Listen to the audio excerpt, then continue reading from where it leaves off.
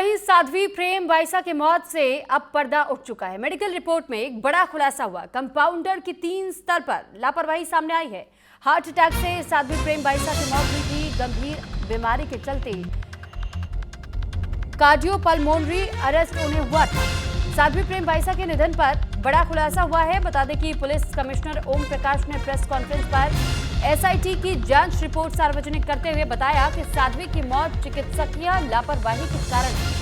Police commissioner की ओर से यह भी बताया गया कि एक विशेष जांच टीम का गठन किया गया था, जिसकी अगुवाई छवि शर्मा ने की और टीम में घटनाक्रम के हर पहलू की बारीकी से जांच की और साक्ष्य जुटाए गए। मेडिकल रिपोर्ट के मुताबिक उनकी मौत हार्ट अटैक के कारण हुई। कहा गया कि फेफड़ों की गंभीर बीमारी के चलते उन्हें कार्डियोपल्मोनरी अरेस्ट आया, जिससे कि उनकी मौत हो गई।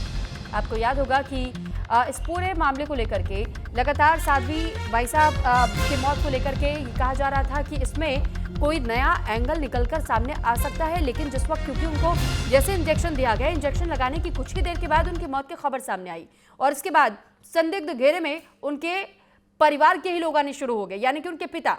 और ये कहा जा रहा था कि अचानक एक सुसाइड नोट आता है सामने, वो भी प्रेम बाइसा की मौत के 2 घंटे के बाद में।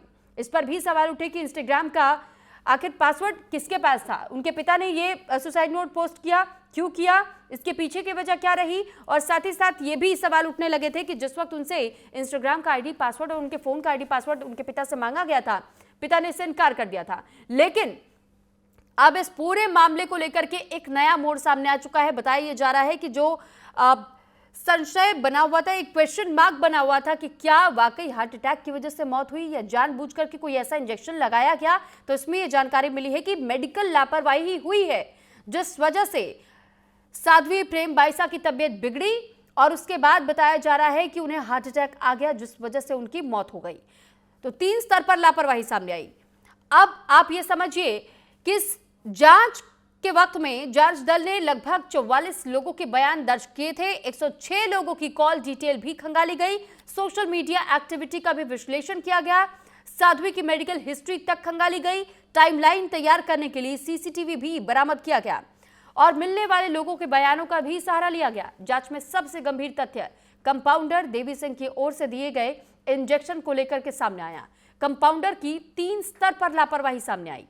पहला, ड्रग रूल्स की अवहेलना हुई है। दूसरा, national medical commission act 2019, compounder एक रजिस्टर्ड मेडिकल प्रैक्टिशनर नहीं था।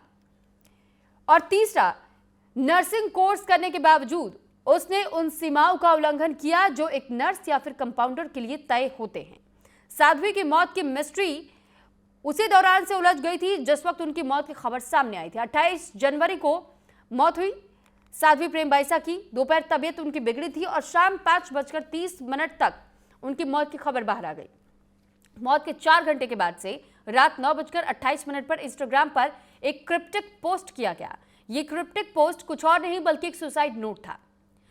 इसके बाद पाल रोड स्थित प्रेक्षा हॉस्पिटल से शव को आश्रम ले गए। रात 9:30 पर यहां पुलिस आश्रम पहुंची और शव को महात्मा गांधी हॉस्पिटल की मॉर्चरी में शिफ्ट करवाया गया।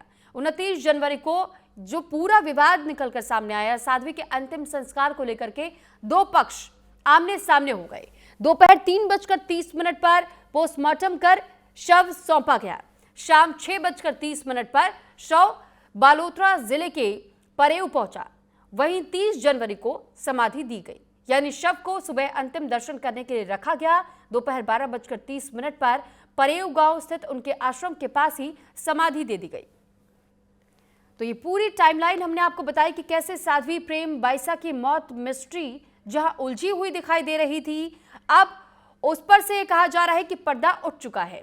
देखिए, इस मौत मिस्ट्री में 28 जनवरी से इस पूरे घटनाक्रम की शुरुआत होती है, जब दोपहर के समय में उनके अचानक तबीयत बिगड़ जाती है। शाम होते होते यानी 5:30 का वो समय था जिस वक्त ये हेल्थ बुलेटिन जारी करते हुए कहा जाता है कि साध्वी प्रेम बाइसा की मौत हो चुकी है। मौत के 4 घंटे के बाद इंस्टाग्राम पर एक सुसाइड नोट सामने आता है और फिर इस पर भी सवाल उठने लगते हैं कि आखिर ये सुसाइड नोट पोस्ट किसने किया, वो भी मौत के 4 घंटे के बाद। फिर पिता संदिग्ध घेरे में आते हैं, उनसे भी पूछताछ होती है और इसके अलावा इस पर भी सवाल खड़े किए गए कि आखिर मौत के बाद से शव को हॉस्पिटल से आश्रम लाया गया, लेकिन जब समाधि दी गई वो जगह कुछ और थी। रात 9:30 पर पुलिस आश्रम पहुंची। शव को महात्मा गांधी हॉस्पिटल के मोर्चरी में रखवाया गया। 29 जनवरी को विवाद शुरू हुआ। साध्वी के अंतिम संस्कार को लेकर भी दो पक्ष आमने सामने हो गए थे। दोपहर 3:30 पर पोस्टमार्टम कर शव को सौंप दिया गया था। शाम 6:30 पर शव बालोतरा के परेऊ पहुंचा। 30 जनवरी को समाधि दी गई, यानी साध्वी प्रेम बाईसा की समाधि की जो व्यवस्था की गई थी उसके लिए सबसे पहले शव को अंतिम दर्शन करने के लिए रखा गया था और फिर दोपहर 12:30 पर परेऊ गांव यानी उनके ही आश्रम के पास में साध्वी प्रेम बाईसा को समाधि दे दी गई।